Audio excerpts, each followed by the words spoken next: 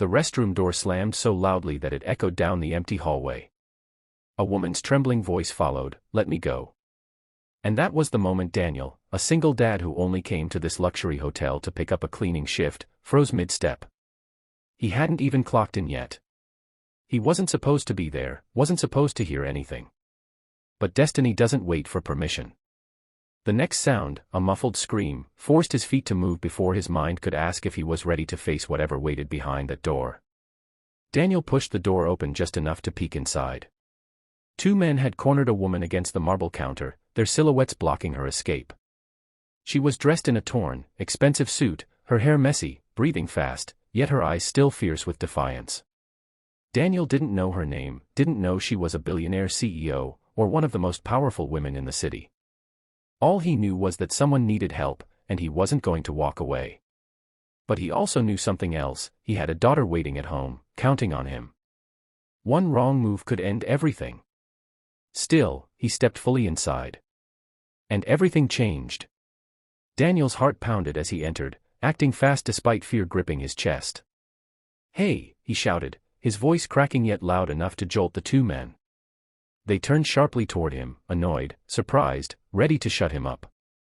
He recognized their type instantly: expensive suits, cheap morals. One smirked, stepping forward as if Daniel was a mosquito to be swatted. "This isn't your business," he growled. But Daniel had spent years fighting for his daughter, working long hours, surviving heartbreak, and learning one simple truth: silence only helps the wrong people. "It is now," he said, positioning himself between the men and the terrified woman. He didn't have muscles or money or influence. He only had courage, and sometimes, that's enough to shake the world. They lunged at him.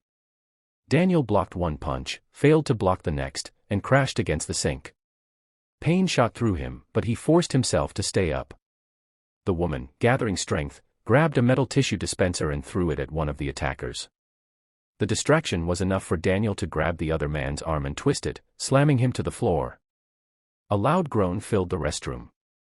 The second man hesitated, realizing the woman wasn't as helpless as she looked, and the stranger in cleaning uniform wasn't backing down. When he rushed forward, Daniel met him head-on. Their struggle was messy, desperate, fueled by adrenaline more than skill. But Daniel managed to shove him toward the door, kicking it open with force. The men stumbled out, and Daniel immediately locked the door after him. Breathing heavily, Daniel looked at the woman, who pressed a hand against her chest, trying to calm herself. "Are you hurt?" he asked softly. "No," she whispered, her voice still shaking. You saved me." She didn't look like a woman used to being saved. She looked like a woman used to fighting battles alone. And something in her gaze told Daniel this moment was only the beginning of a much bigger storm. Daniel hesitated the entire ride home, sitting stiffly in the back seat of Ariana's luxury car. His apartment building was small, old, walls cracked from years of neglect. He felt embarrassed when Ariana stepped out with him, insisting on helping him inside. But once she met his daughter, all embarrassment faded. Lily ran to him with open arms. "Daddy. You're hurt." "I'm okay, sweetheart," he whispered, hugging her tightly. Ariana watched them, her chest tightening. She had everything money could buy, yet seeing Daniel with his daughter made her realize how painfully empty her own penthouse felt every night. Lily looked up at Ariana curiously. "Are you Daddy's friend?" Ariana smiled softly. "I hope so." Daniel noticed the warmth in her voice, something fragile yet sincere.